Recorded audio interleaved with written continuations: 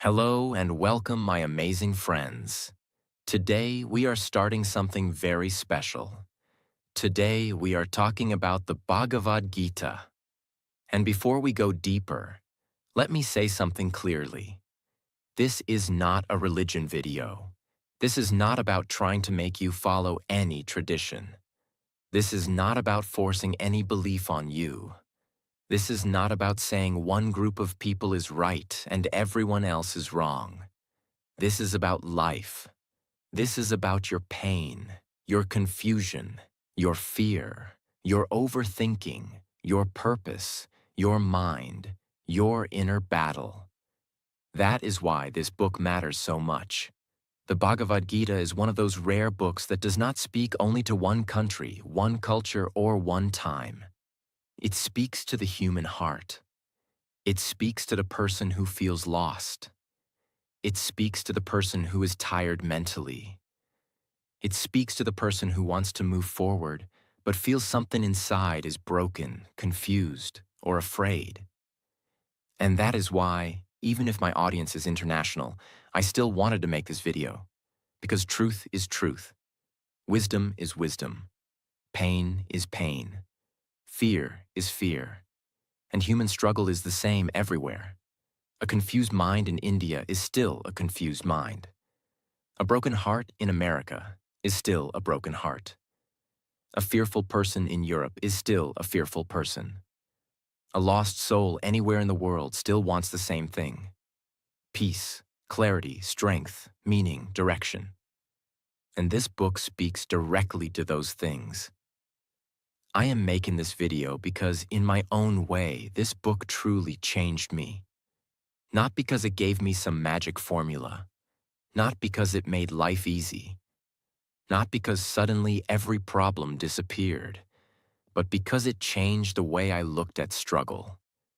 It changed the way I looked at fear. It changed the way I looked at responsibility. It changed the way I looked at pain. And most importantly, it changed the way I looked at myself. This book made me understand that many of the answers we are desperately searching for outside are actually connected to something deeper inside us. That is why I truly believe this book carries answers to the deepest questions people ask in life. Questions like, why am I suffering? Why am I so confused? Why do I overthink so much? Why do I feel afraid even when I know what I should do? How do I stay calm in difficult times? How do I control my mind? How do I do my duty when my heart feels weak? How do I live with peace in a world full of pressure? How do I become strong without becoming hard? How do I keep going when life feels heavy? The Bhagavad Gita does not answer these questions in a cheap way. It does not give shallow comfort. It does not just tell you to be positive and move on. No, it goes deeper. It enters the battlefield of the human mind. And that is why this book is so powerful.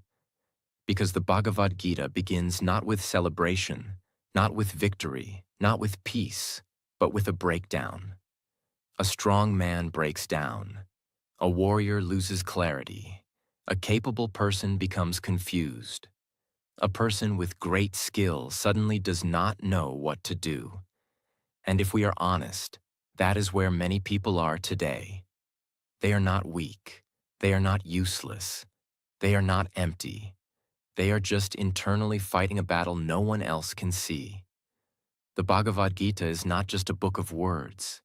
It is a mirror. It shows you your fear. It shows you your attachment. It shows you your ego. It shows you your weakness. But it also shows you your hidden strength.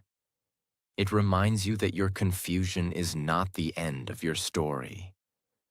It reminds you that your breakdown can become the beginning of your awakening. It reminds you that inside your pain, there can still be purpose. Inside your fear, there can still be courage. Inside your uncertainty, there can still be truth. So in this video, I do not want to explain this book like a dry lesson. I want to bring it to life. I want to explain it in very simple English. I want to explain it in a deep, spiritual, motivational, and powerful way. And I want every person listening to feel as if this wisdom is speaking directly to them. Because maybe it is. Maybe this is not just a video for you. Maybe this is a message for your life right now. So stay with me until the end. Open your mind, open your heart, and let this wisdom enter your life slowly. Because sometimes one truth, deeply understood, can change the direction of your whole life. Chapter 1. The moment a strong person breaks inside. Listen carefully. Before the Bhagavad Gita gives answers, it first shows us a human being in pain. That human being is Arjuna. Arjuna is not a weak man. He is not lazy. He is not foolish. He is not a person with no ability. He is strong. He is disciplined. He is respected. He is skilled. He is a warrior. But in the most important moment of his life, he breaks down. That is where the Gita begins. And this is very important. Because the first chapter of the Bhagavad Gita gives one of the most powerful lessons in life. Even strong people can collapse inside when the battle becomes personal. Sometimes people think only weak people cry. Only weak people feel fear. Only weak people become confused. Only weak people want to run away. But that is not true. Sometimes the strongest looking people are carrying the deepest pain. Sometimes the person who smiles outside is breaking inside. Sometimes the person who looks brave to the world is full of questions in private. Sometimes the person who has talent, experience, and abilities still feels lost when life puts them in a painful situation. That is Arjuna. And that is also many people listening to this video. Outwardly, life may look normal. Maybe you wake up, work, talk, smile, eat, and keep moving. But inside, something feels heavy. Inside, you are fighting thoughts nobody can see. Inside, you are asking questions you cannot answer. Inside, you may be tired of pretending to be okay. It starts with a human being who can no longer hide his inner battle. Arjuna stands on the battlefield and looks around. He sees teachers, he sees family, he sees loved ones, he sees people connected to his life. And suddenly, the battle is no longer just a battle. It becomes emotional. His strength shakes, his confidence falls, his clarity disappears, his body reacts, his mind becomes disturbed, his heart becomes weak. And he says, in his own way, I cannot do this. Now stop here and think deeply. How many people are living this same chapter right now? Not on a battlefield with weapons, but on the battlefield of life. A person knows they need to take action, but fear stops them. A person knows they need to speak the truth, but emotions stop them. A person knows they need to move forward, but attachment stops them. A person knows what is right, but the pain of the situation makes them weak. That is modern life. People are not always losing because they are incapable. Many times they are losing because their emotions have taken control of their clarity. Lesson 1. Confusion can enter even a great mind. Arjuna was not a fool, but confusion still entered his mind.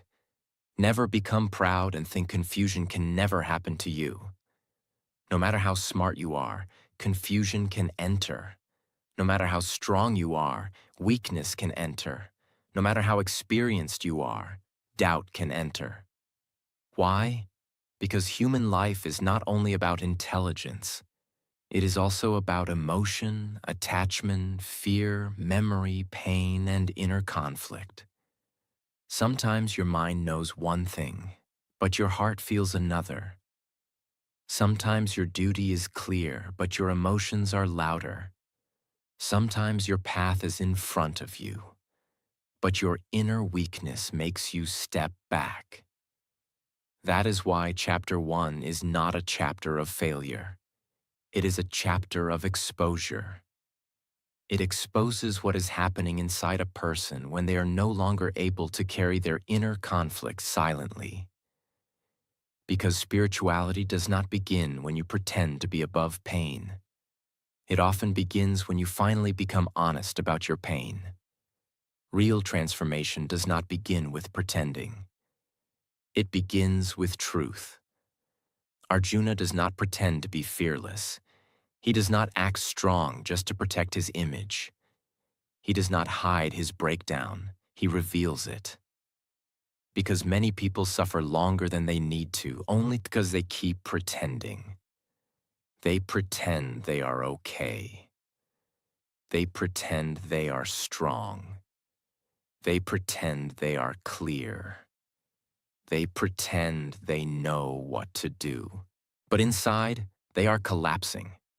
Your healing begins when your honesty begins. The moment you stop pretending is often the moment real wisdom can enter your life. Lesson 2. Your real battle is not outside. It is inside. The battlefield is outside, but the real war is inside Arjuna. Many people think their biggest problem is outside them. They think, my problem is my job. My problem is my family. My problem is money. My problem is pressure. My problem is other people. Very often, your greatest suffering is not the situation itself. It is what is happening inside you while facing that situation.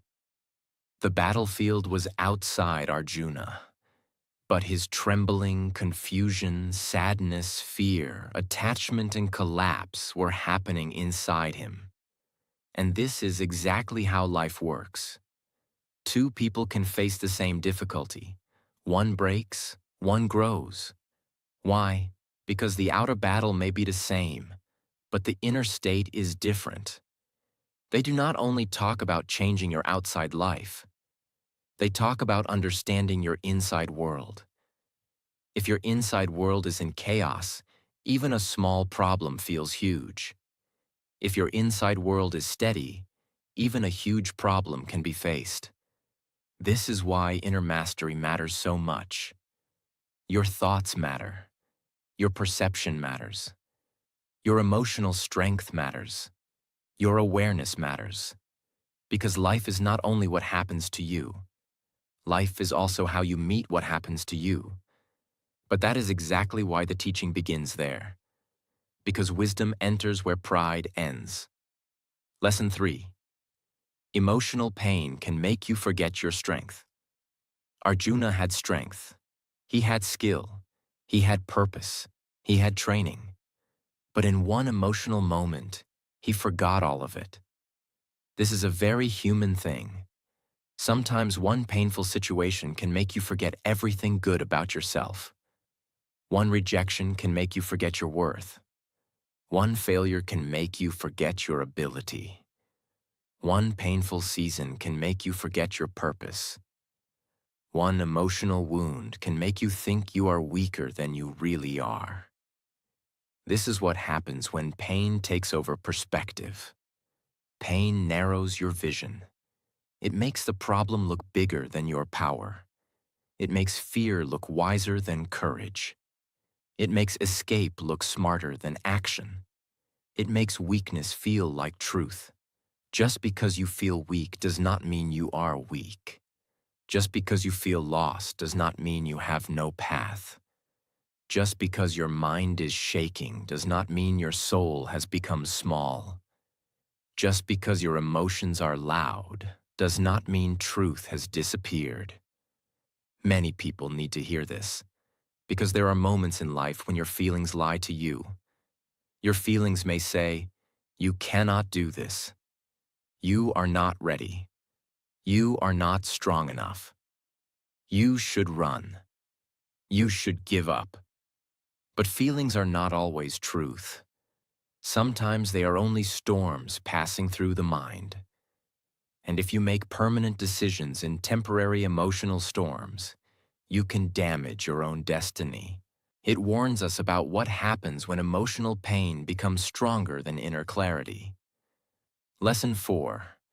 Breakdown is not always destruction. Sometimes it is the beginning of wisdom. Arjuna's breakdown feels negative. It feels painful. It feels like weakness. But without that breakdown, the conversation of the Gita would not begin.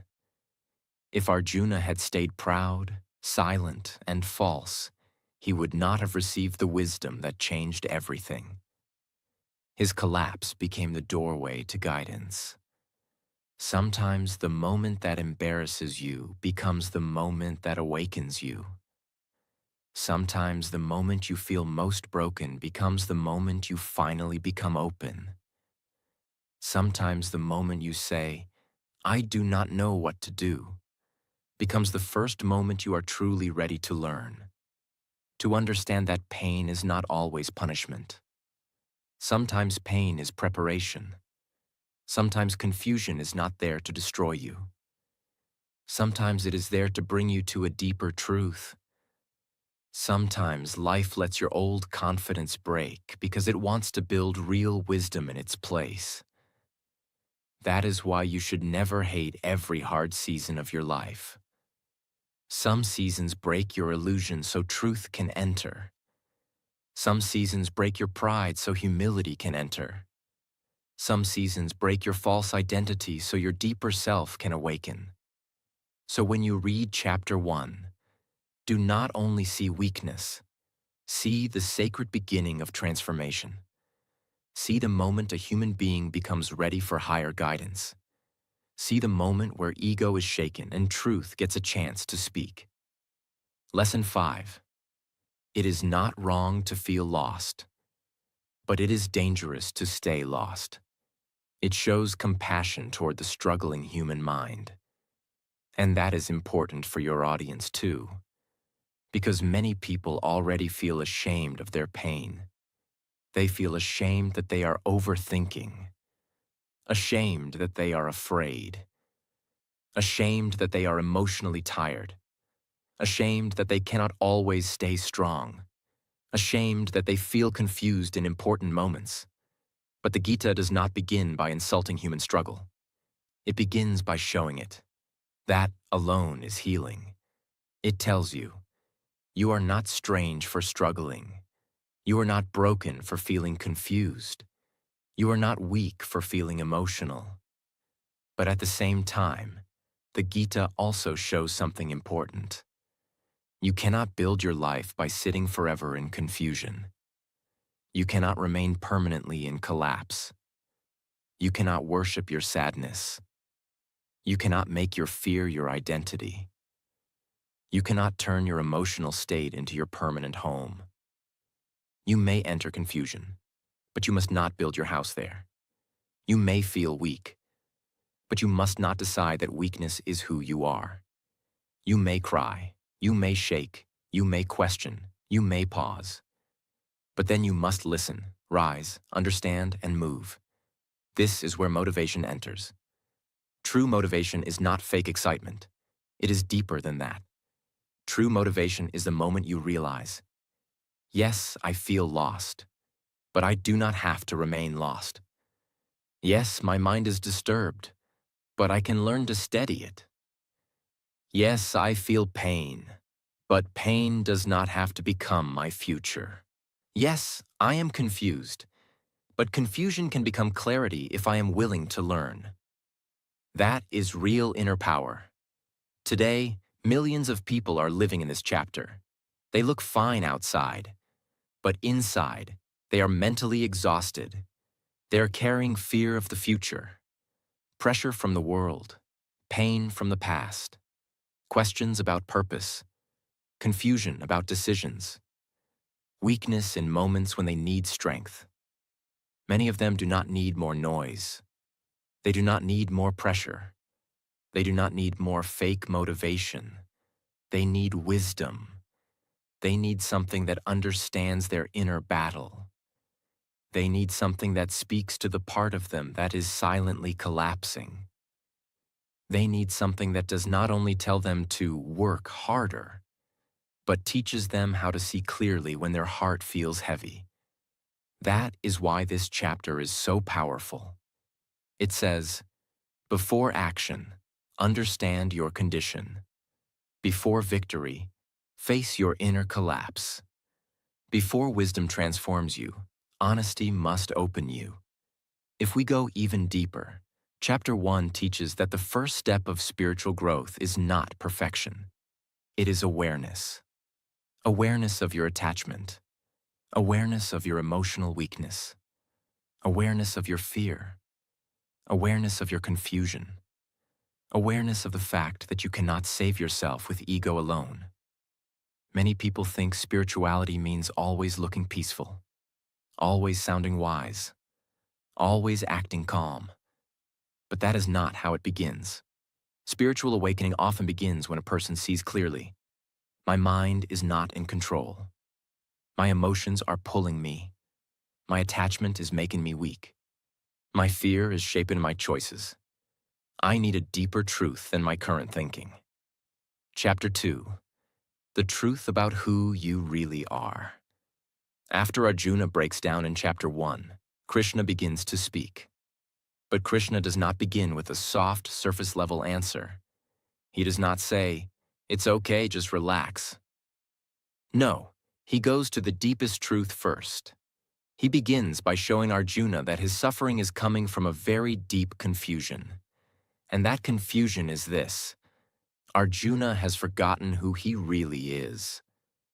Because most human pain becomes so powerful only when a person begins to identify only with the body, emotions, temporary events, and outer situations. Krishna teaches Arjuna that the body changes, but the true self does not. The body is born, the body grows, the body becomes weak, the body dies. But the soul, the deeper self, the true essence of who you are, does not die. It is eternal. Krishna is teaching Arjuna, you are not just this temporary body. You are not just this moment of fear. You are not just this emotional pain. You are not just this passing confusion. You are something deeper, and this matters so much. Because the moment a human being sees life only from the body level, everything becomes frightening. Loss becomes unbearable. Change becomes terrifying. Pain becomes everything. Death becomes the greatest fear. Failure feels like the end. Aging feels like loss. Temporary pain feels permanent. But when a person starts understanding that the outer form changes while the deeper self remains, a new type of strength enters life. This is not the strength of muscles. This is not the strength of money. This is not the strength of status. This is inner strength. The kind of strength that helps a person stay standing even when life changes. Krishna is not speaking to Arjuna only as a warrior. He is speaking to him as a soul that has forgotten its own nature. And that is exactly what happens to many people today. They think they are only what the world sees. They think, I am my job. I am my money. I am my success. I am my failure. I am my appearance. I am my reputation. I am what people say about me. I am what happened to me. And because of that, they suffer deeply. Because all of these things can change. And when you build your whole identity on things that change, your peace will also keep changing. It begins rebuilding human identity from the ground up. Krishna is telling Arjuna, do not see yourself as small. Do not see yourself as only this body in fear. Do not see yourself only through pain. See deeper. You are not here just to react to life. You are here to understand life and live with wisdom. Lesson 1. Stay steady in pleasure and pain. Krishna then teaches Arjuna something that every human being needs to hear. He explains that heat and cold, pleasure and pain, gain and loss, success and failure come and go. They are temporary. This is a huge lesson, because most people destroy their own peace by treating temporary things as permanent truths. A difficult season comes and they think life is over. A painful emotion comes and they think they will feel like this forever. A failure comes and they think they are a failure forever. A moment of rejection comes and they think they are unworthy. But Krishna says no. These things come and go. They are part of life's movement. And your growth depends on learning how to endure them without losing yourself. This is not coldness. This is not emotional suppression. This is emotional maturity.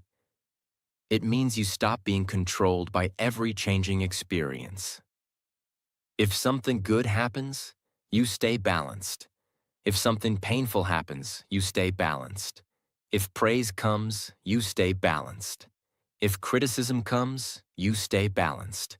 Why? Because your center is no longer outside you. Most people live like leaves in the wind. One compliment makes them feel strong. One insult makes them feel broken. One success makes them proud. One failure makes them hopeless. They are always moving up and down because their peace depends on what happens around them. But Krishna teaches a different way to live. He teaches steadiness. He teaches that the person who learns to remain balanced in changing situations becomes truly fit for wisdom and inner freedom. Real power is in not being destroyed by every situation. Lesson 3. Focus on action, not on the fruits of action. Krishna tells Arjuna that he has a right to action, but not to the fruits of action. This means do your duty, do your work, do your best, act with sincerity, but do not become mentally trapped by the result. This teaching is so powerful because most people are not destroyed by action. They are destroyed by anxiety about results. They do not study peacefully because they are terrified of marks. They do not work peacefully because they are obsessed with success. They do not create peacefully because they are afraid of judgment. They do not speak because they fear rejection. They do not start because they fear failure. So even before doing the work, they are already mentally exhausted. Krishna cuts through this problem directly. He tells Arjuna, your job is not to control everything. Your job is to act rightly. Results are not always in your hands. Effort is in your hands. Intention is in your hands. Discipline is in your hands. Courage is in your hands. But the final result is shaped by many things beyond your control. This one lesson alone can free a person from huge mental suffering, because it teaches you how to work with peace. Not lazily, not carelessly, but peacefully. Imagine how life changes when you stop saying, what if I fail? What if this does not work? What if people do not like it? And instead say, my duty is to give my best. My responsibility is action. I will not waste my energy trying to control what is beyond me. That is freedom. Lesson 4. A stable mind is the beginning of wisdom. Krishna then describes the qualities of a person with stable wisdom. He explains what a truly wise person looks like. Not someone who only speaks big words. Not someone who only looks spiritual outside, but someone whose mind has become steady. A wise person is not dragged here and there by desires. A wise person is not broken by fear. A wise person is not intoxicated by pleasure. A wise person is not burning with anger over every small thing. This person has learned to stay centered. This is important because many people think wisdom is only knowledge. But Krishna shows that wisdom is also a state of being. You can read many books and still be unstable. You can speak beautifully and still be weak inside. You can sound intelligent and still be ruled by anger, fear, desire, and ego. So what matters is not only what you know. What matters is what your inner state has become. Lesson 5. When desires endlessly pull your mind outward, your peace disappears. When your senses control you, your clarity disappears. When your attachment becomes too strong, your suffering becomes deep. So if you want wisdom, you must also learn inner discipline. It gives a complete foundation for life. Know who you are. Accept that life changes. Do your duty without attachment to results. Build a stable mind. And from that inner steadiness, live your life. Chapter 3. Why you must act and never escape your duty. After hearing the deep wisdom of Chapter 2, Arjuna becomes confused again. He wonders, if wisdom is so important, if peace is so important, then why act at all? Why not leave everything and avoid difficult responsibilities? This is a very human question. Even today, people ask this in different ways. If life is stressful, why not run away? If responsibility is painful, why not avoid it? If action brings struggle, why not do nothing? Krishna explains that no human being can truly live without action. Action is part of life. Even when you think you are doing nothing, you are still acting in some way. You are thinking, choosing, avoiding, moving, responding. So the question is not whether you will act. The real question is, will you act with wisdom, or will you act with ignorance? This chapter destroys one of the biggest illusions people have. The illusion that avoiding responsibility will bring peace. Krishna teaches the opposite. He teaches that right action is necessary. Not because action is always easy, but because action is part of your growth, your duty, and your role in life. Lesson 1. Inaction is not freedom. Many people think freedom means having no duty, no pressure, no responsibility, no effort, no challenge. But Krishna shows that this is not true freedom. It is often just avoidance. You do not grow by constantly escaping what life asks from you. You do not become peaceful by running away from difficult duties. You do not become strong by always choosing comfort. This is deeply relevant today. Many people delay action because they are afraid. They say they are waiting for the right time, but often they are just afraid.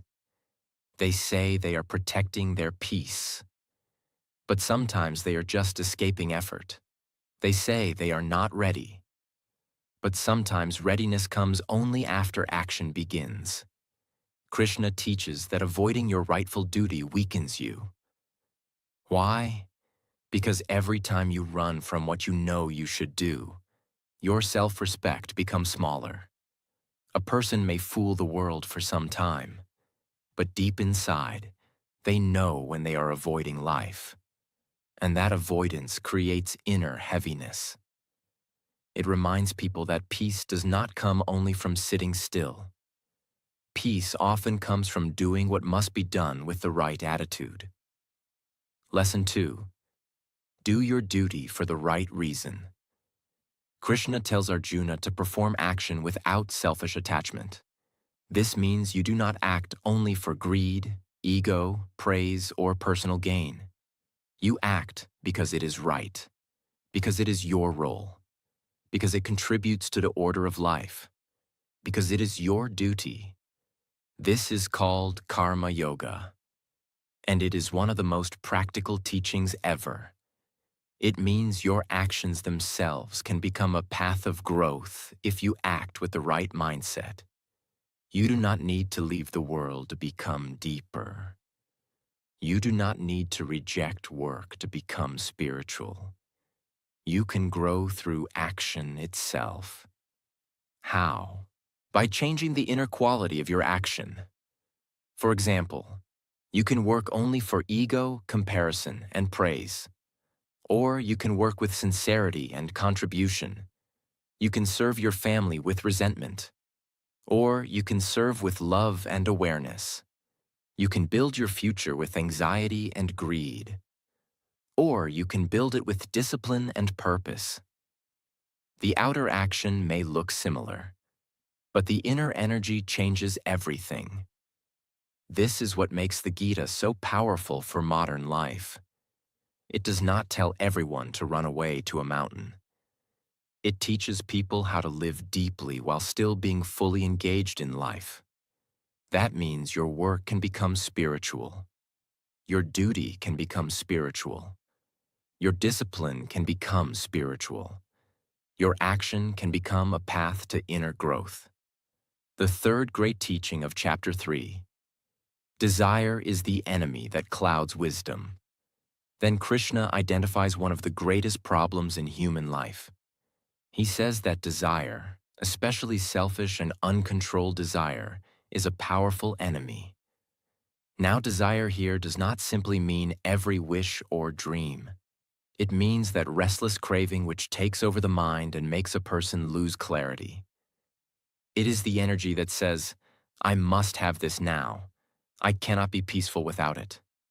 My whole happiness depends on getting this. If I do not get this, I will burn inside. This kind of desire becomes dangerous because it clouds wisdom. It takes away patience. It takes away balance. It takes away right judgment. A person under the control of blind desire starts doing things they later regret. They become impulsive. They become angry. They become attached. They become jealous. They become restless. Krishna explains that desire lives in the senses, mind, and intellect, and covers wisdom like smoke covers fire. What a powerful image! The fire is there, but smoke hides it. In the same way, your deeper wisdom may still be inside you, but uncontrolled desire can hide it. That is why so many people know the right thing but do the wrong thing. They know discipline is better, but choose comfort. They know honesty is better, but choose appearance. They know peace is better, but choose restless chasing. This teaches that if you want to live wisely, you must learn to govern desire instead of being governed by it.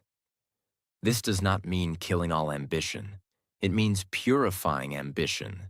It means wanting things without becoming their slave. It means having goals without losing your soul. Lesson 3. Live as an example. Krishna also says something very powerful. He explains that great people influence others by the way they live. Whatever a leading person does, others follow. This means your life is not only about you. Your choices affect others. Your discipline affects others. Your laziness affects others. Your courage affects others. Your integrity affects others. This is deeply motivational because it makes life bigger than personal comfort. It reminds you that when you live with sincerity, you are not only building yourself, you are also giving permission to others to rise. Parents shape children. Teachers shape students. Creators shape audiences. Leaders shape cultures. Friends shape one another. This chapter teaches that right action matters not only for your own peace, but also because your life becomes a message to the world around you. This makes duty sacred. It is not just pressure. It is responsibility with meaning. Chapter 4. The Power of True Knowledge. If Chapter 3 teaches the importance of right action, Chapter 4 teaches the importance of right understanding.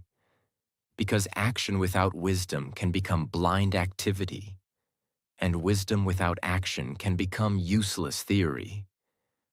So Krishna now explains the power of knowledge. Not just information, not just facts, but knowledge that transforms how you live. Lesson 1. True wisdom is ancient, timeless, and always relevant. Krishna tells Arjuna that this wisdom is not new. It is ancient. It had been known by great beings before. This is a beautiful reminder that truth does not become weak just because it is old. Today, people often think newer means better, but some truths are timeless. Human nature has changed less than people think. People still fear. People still desire. People still become confused. People still search for peace. People still struggle with ego. People still long for meaning. So ancient wisdom remains powerful because it addresses permanent human problems. Lesson 2. When confusion rises, wisdom must return. Krishna explains that whenever righteousness declines and confusion becomes great, he appears to restore balance. On one level, this is a spiritual teaching about divine intervention. But on another level, it also carries a powerful inner message. Whenever darkness rises in your life, truth must rise too. Whenever confusion becomes strong, clarity becomes necessary. Whenever your lower nature becomes dominant, your higher awareness must awaken. It tells you not to believe that confusion has the final word. It tells you that truth can return, balance can return, wisdom can return. The higher part of you can rise again. Even if you have lived in ignorance, there is still a path back. Even if you have made mistakes, there is still a path back. Even if your mind has become polluted by ego, fear, or desire, there is still a path back. Why? Because knowledge has the power to burn ignorance. Lesson 3. Right knowledge burns the chains of the past. Krishna describes knowledge like fire. Just as fire reduces wood to ashes, true knowledge burns the effects of ignorance. Many people live chained to their past. Their old mistakes control them. Their old wounds control them. Their old habits control them. Their old self-image controls them. They think, this is just who I am. I cannot change. My past is too heavy. My mistakes define me. Wisdom can burn through old bondage.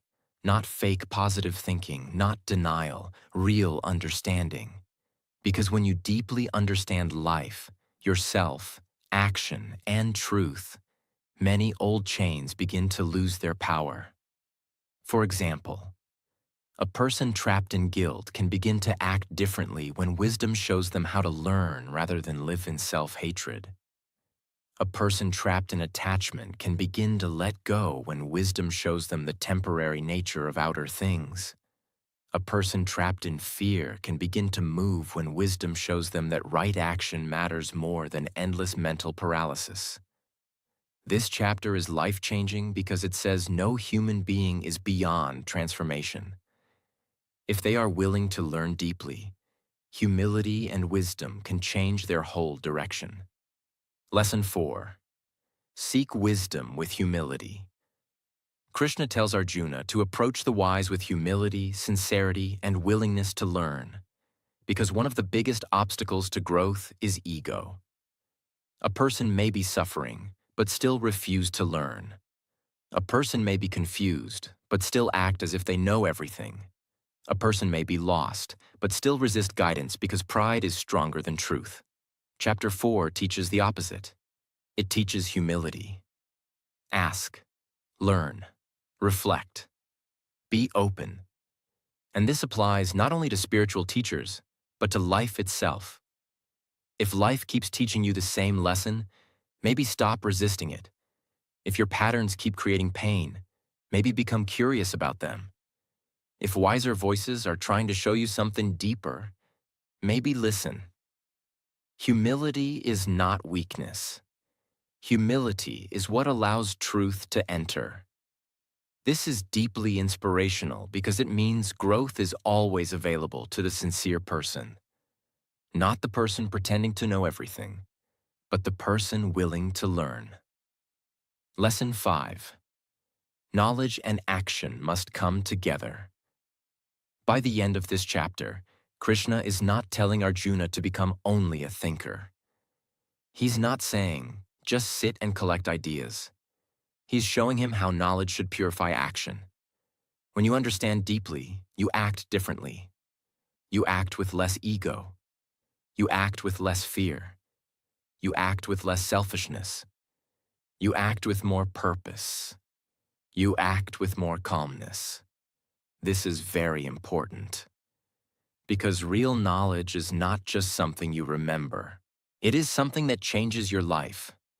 If a person says they know truth but still lives carelessly, blindly, selfishly, and without awareness, then that knowledge has not yet entered deeply enough. So chapter 4 gives a complete message. Learn deeply. Burn ignorance. Be humble. Seek truth. And then live from that truth. Chapter 5. When you feel pressure, even while doing everything right. Arjuna looks at Krishna and says, I am doing everything I should do, but still my mind feels heavy. I don't feel peace. Krishna answers calmly, you are not tired because of your work. You are tired because you are carrying everything inside your mind.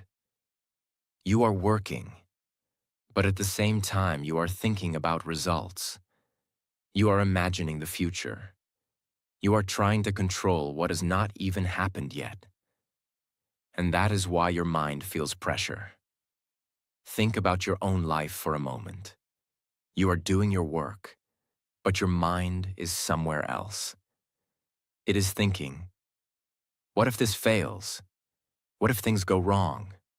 What if I don't get what I want? Because of this, even simple work starts feeling heavy. The problem is not the action. The problem is the attachment behind the action. When your peace depends on the result, your mind becomes restless. When your happiness depends on an outcome, you lose your stability. Now understand this deeply. You don't need to stop working. You don't need to stop caring. You don't need to give up your goals. You just need to stop carrying everything inside. Do your work with full effort. Stay committed. Stay disciplined. But inside, remain free. Work like everything depends on you, but stay peaceful, like nothing depends on you. The moment you stop holding everything so tightly, your pressure starts disappearing. Chapter 6. When you realize your mind is controlling you. There comes a moment when you notice something very uncomfortable. Your mind is not listening to you. You try to focus, but it runs away. You try to stay calm, but it creates fear. You try to move forward, but it pulls you back with doubt. This is where most people lose control of their life. Not because life is too difficult, but because their mind is not trained.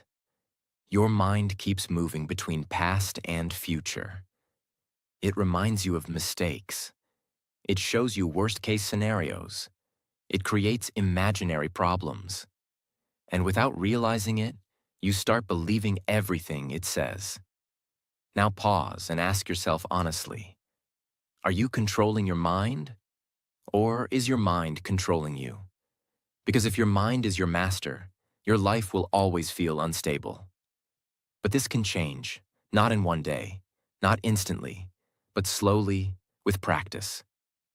Every time your mind runs, bring it back. Every time it creates fear, bring it back. Every time it goes into overthinking, bring it back. Again and again.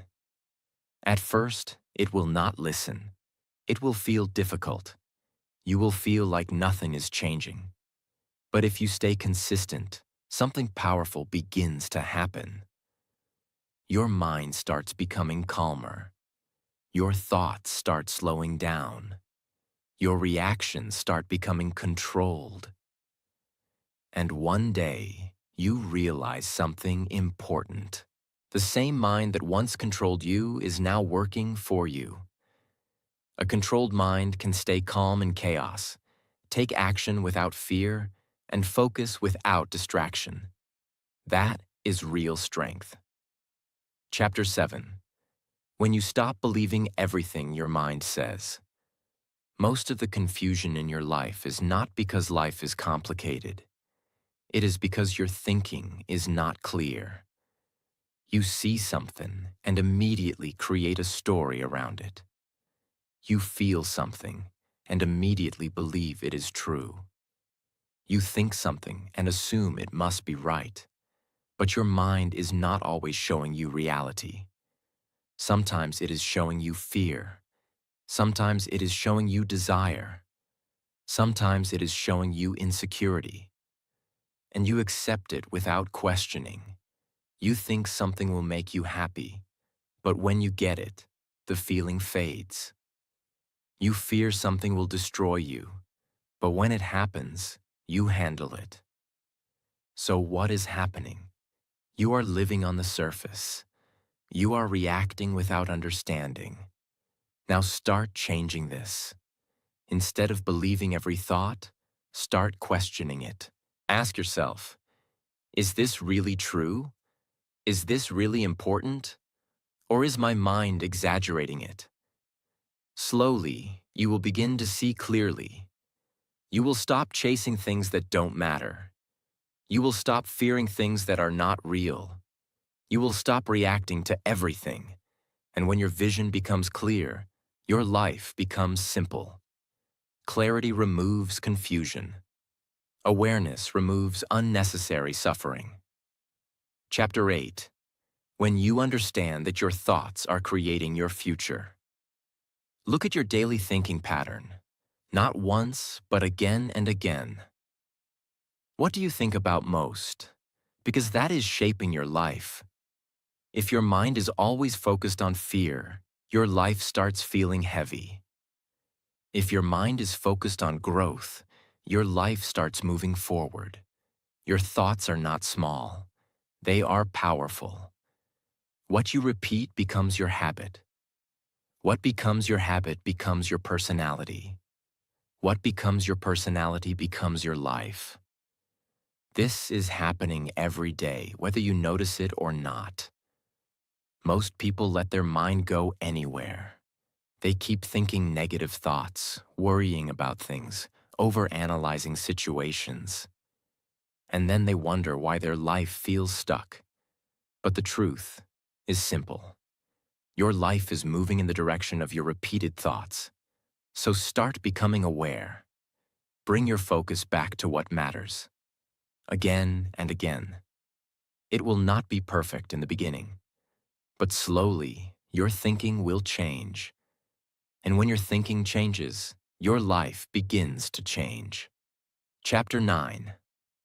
When you stop fighting life. One of the biggest reasons you feel tired is because you are constantly resisting life. You want things to go your way. You want everything to be perfect.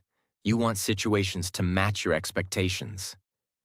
And when they don't, you feel frustrated. You think, this should not happen. This is not right. This is unfair. But that resistance creates suffering. The more you fight reality, the more pressure you feel inside. Now understand this clearly. You cannot control everything in life, but you can control how you respond to it. You can keep fighting everything, or you can learn to accept and act. Acceptance does not mean giving up. It means you stop wasting energy on things you cannot change. You still take action. You still give your best. You still move forward. But inside, you are not constantly fighting what is happening. And this creates peace, because now your mind is not stuck in resistance. You trust yourself. You trust that you can handle whatever comes. And that trust removes fear. You become calm, not because life becomes easy, but because you stop fighting every moment of it. You don't need to change everything outside. You need to understand what is happening inside. When you stop holding too tightly, your pressure disappears. When you train your mind, your life becomes stable. When you see clearly, your confusion disappears. When you control your focus, your future becomes powerful. When you stop fighting life, your peace returns. And this is where real change begins. Chapter 10. When you start seeing power everywhere. There comes a moment when your thinking begins to change. Earlier, you were only focused on your problems, your fears, your small struggles. Everything felt heavy because your vision was limited. But now something shifts. You begin to notice something different. You start seeing strength in places you ignored before. You start seeing beauty in simple things. You start seeing intelligence in how life works. And slowly, your perspective expands. Instead of asking, "Why is this happening to me?" you start asking, "What is this teaching me?" Instead of feeling small in every situation, you begin to see that life is much bigger than your current problem. Look around you. There is power in nature. There is discipline in time. There is intelligence in how everything moves. Nothing is random. When you start seeing this, something changes inside you. Your mind becomes less negative. Your thinking becomes more mature. Your reactions become calmer. Because now you are not trapped in your small view. You are connected to something bigger. And when your vision becomes bigger, your problems become smaller. This is not imagination. This is awareness. The more you see clearly, the more you understand that life is not working against you. It is constantly showing you strength, balance, and order. And once you start seeing this, your mind stops feeling weak. Because now, you are no longer alone inside your small thinking. Chapter 11. When your ego breaks and you see reality. There are moments in life when your old thinking cannot survive anymore. Moments so powerful that they break your ego. Until now, you thought you understood life. You thought you knew what is right. You thought you were in control. You thought everything was about you. But suddenly, you see something bigger, something that makes you realize you are not the center of everything. Life is much bigger than your plans, much bigger than your fears, much bigger than your control. And in that moment, your ego shakes.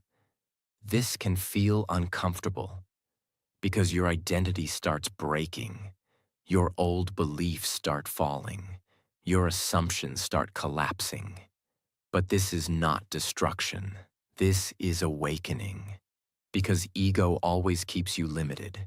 It makes everything personal. It makes you react to everything. It makes you believe you are always right. But when ego breaks, clarity enters. You stop taking everything personally. You stop reacting to everything emotionally. You stop trying to control everything. You become quieter inside. And in that quietness, you start seeing truth. Not through your ego, but through awareness. This is one of the most powerful transformations in life. When you stop living from ego and start living from understanding. Chapter 12. When your heart becomes calm and steady. Strength is not only in the mind. Strength is also in the heart. There are people who look strong outside, but inside they are restless, angry, and unstable.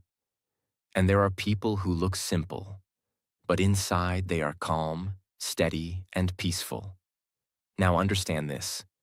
A peaceful heart is not created by controlling everything outside. It is created by how you live inside. When you stop being full of ego, your heart becomes lighter. When you stop comparing yourself, your heart becomes peaceful. When you stop needing validation, your heart becomes stable. When you stop reacting to every small thing, your emotions become balanced. This is real inner strength, not loud, not aggressive, not trying to prove anything, just steady. You start becoming someone who does not get disturbed easily, does not react instantly, does not lose control quickly, and because of that, people trust you. Life feels calmer. Your decisions become clearer. A steady heart makes a powerful life. Because when your emotions are stable, your actions become strong. Chapter 13. When you start understanding yourself deeply. Most people know everything about others, but they don't know themselves. They know what others are doing. They know what others are saying. They know what others think about them. But when it comes to their own mind, they are not aware. Now look at yourself. You have a body. You have thoughts. You have emotions. But are you only these things? Or is there something deeper watching all of this? There is a part of you that observes your thoughts, that notices your emotions, that sees your reactions. That part is deeper than your mind. When you become aware of this, something powerful happens. You stop reacting instantly. You start observing first. You see your anger before acting on it. You see your fear before believing it. You see your thoughts before following them. And this changes everything. Because now, you are not controlled by everything inside you. You are aware of it. And awareness creates freedom. The more you understand yourself, the less you are controlled by your habits. The more you observe, the more you rise above automatic reactions. And slowly, you become conscious, not just living, but understanding life while living it. Chapter 14. When you understand why you behave the way you do. Have you ever noticed? Sometimes you feel calm and clear. Sometimes you feel restless and distracted. Sometimes you feel lazy and heavy. Your behavior keeps changing, and you think, this is just how I am. But look deeper. Your state is not random. It is influenced by your habits, your environment, your thinking, your actions. Sometimes you are driven by clarity, sometimes by desire, sometimes by laziness. And each state creates a different version of you. When you are clear, you act with purpose. When you are restless, you chase things without thinking. When you are lazy, you avoid action. Now the question is, which version of you is leading your life? Because whatever dominates your mind, dominates your life. If you stay in clarity, your life moves forward. If you stay in restlessness, your life becomes chaotic. If you stay in laziness, your life becomes stuck. So what should you do? Become aware of your state, and slowly, choose better. Choose clarity over confusion. Choose discipline over laziness. Choose awareness over impulsive behavior.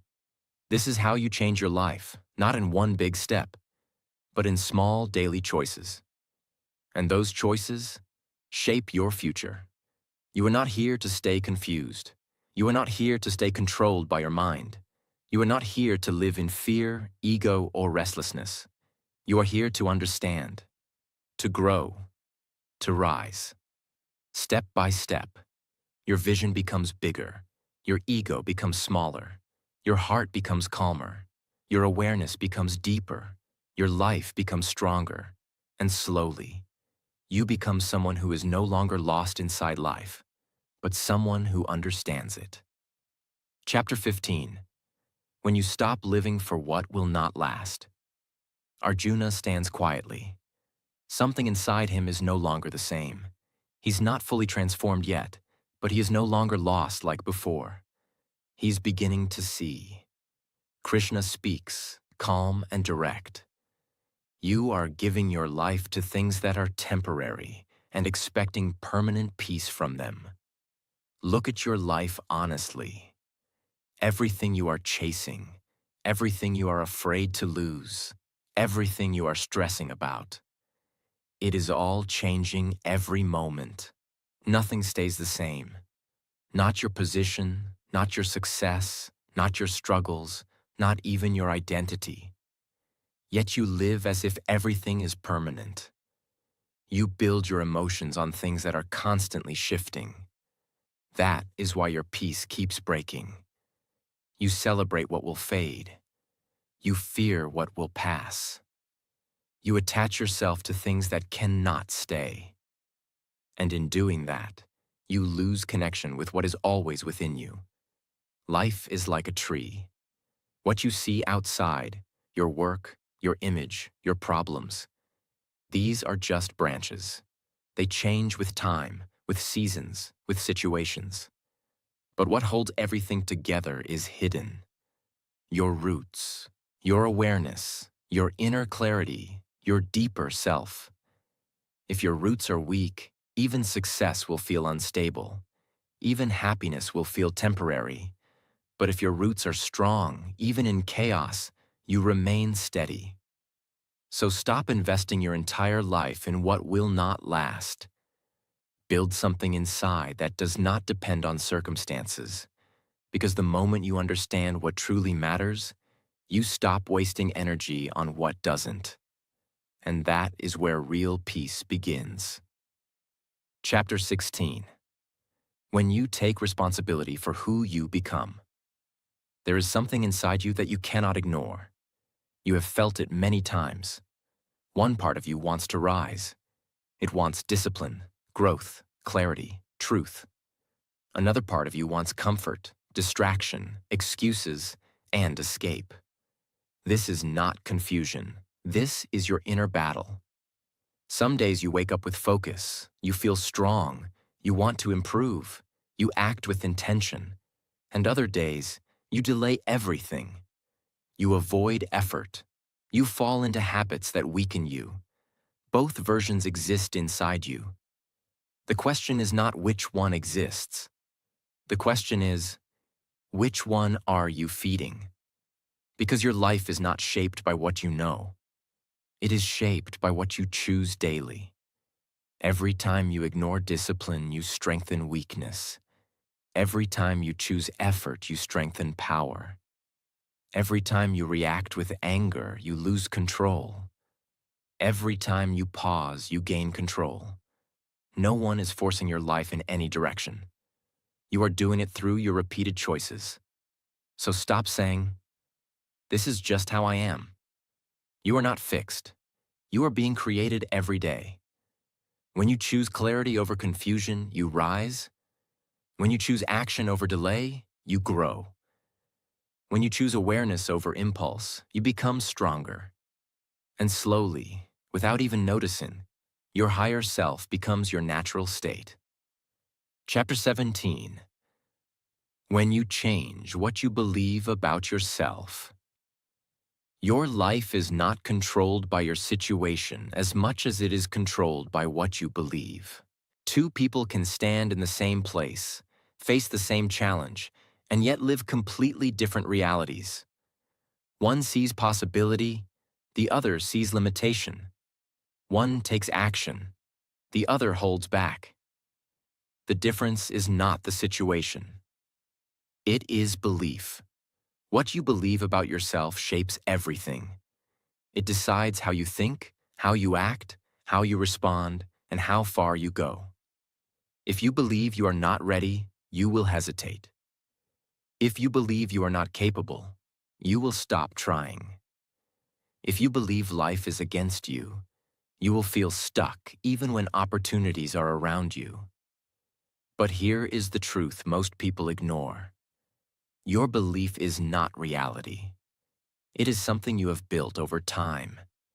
It came from your past, from what people told you, from what you repeated in your mind again and again.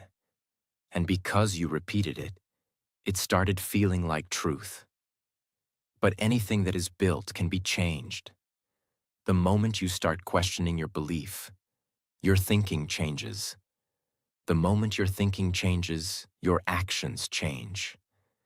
And when your actions change, your life begins to move in a new direction. So be careful what you accept as truth inside your mind, because what you repeat becomes your belief, and what you believe becomes your life. Chapter 18. When you finally decide to rise, now everything becomes quiet. The confusion that once controlled you is no longer as strong. The fear that once stopped you does not feel as powerful. The overthinking that once trapped you is slowly fading. Not because life became easy, but because you started understanding. Arjuna stands there, but he is no longer the same person. Earlier, he was full of doubt, fear, and emotional collapse. Now he is steady, not perfect, but clear. And in that moment, Krishna does not force him. He does not command him. He simply leaves him with awareness. Now you see. Now you understand. Now the choice is yours. This is the most important moment of your life too, because no one can live your life for you. No one can make your decisions. No one can force your growth. You can listen. You can understand. But in the end, you must choose. You can go back to your old patterns, overthinking, delaying, doubting yourself. Or you can move forward with clarity. You can keep waiting for the perfect moment. Or you can take action now. You can stay controlled by fear. Or you can act despite it. Everything you need is already inside you. The clarity, the strength, the awareness. It is all there. It was never missing. It was just covered. Now the question is not what should I do? The question is, will I act on what I already understand? Because real transformation does not happen when you learn something new. It happens when you finally decide to live differently. This was never about a battle outside. It was always about what is happening inside you. And once you see that clearly, you cannot go back to living unconsciously. Because now you know. Now you understand. Now you have a choice. And the moment you choose to rise, your life begins to change forever. Listen carefully. If you stayed till this moment, this is not just a video for you. This is a turning point. Right now you have two choices. You can close this video and go back to the same thinking, same fear, same confusion. Or you can take one step forward. Not a big step. Not a perfect step. Just one honest step. Because your life does not change when you learn something new. Your life changes when you decide to act differently. You don't need to be perfect. You just need to be aware. Aware of your thoughts, your actions, and your patterns. And slowly, you start changing. You start controlling your mind instead of your mind controlling you. You start taking action instead of waiting for the perfect moment. You start trusting yourself instead of doubting everything. And one day you look back and realize you are not the same person anymore. Not louder, not aggressive, but calmer, stronger, clearer. That is real transformation. You may not be standing on a battlefield like Arjuna, but inside you, the same battle is happening every day. And now, you are no longer lost in that battle. Now you understand. Now you see clearly. Now you are ready. So don't wait. Don't overthink. Don't go back to your old patterns. Take control. Start small. Stay consistent. Because everything you are searching for, clarity, peace, strength, confidence, is already within you. You just needed to remember it. What you learned. You learned that your mind can either control you or become your greatest strength. You learned that attachment creates pressure, and letting go creates peace. You learned that your thoughts are shaping your future every single day. You learned that your choices, not your situation, are building your life. You learned that real change begins inside, not outside. And most importantly, you learn that you are not weak, you are just unaware. And now, you are waking up. Thank you for watching.